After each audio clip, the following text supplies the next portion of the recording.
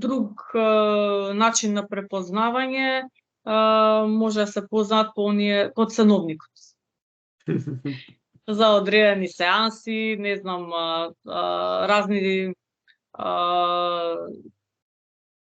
цени одделни, не знам, се плаќа 400 денари за оваа работилница, 300 денари за друга работилница, тоа е се спикано, постои еден хаотичен распоред, па луѓето се пријавуваат, па излегуваат и нема систематологија.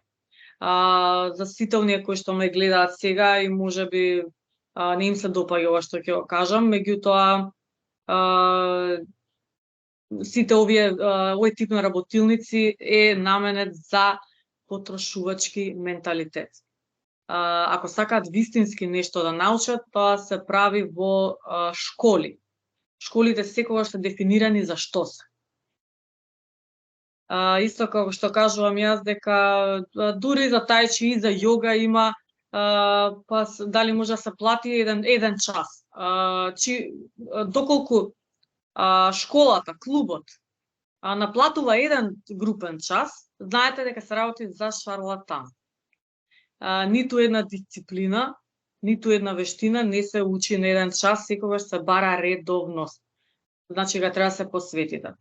Секој што доаѓа еден час па ќе го снема цел месец, само прави едно изреметување на колективната енергетска снага која што има веќе постоечката група.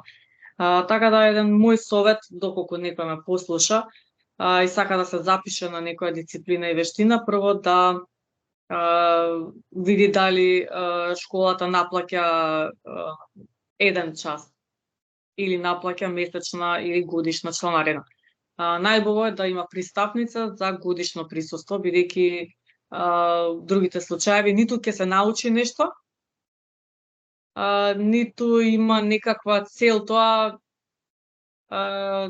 нема да вроди со плод, не носи благодат.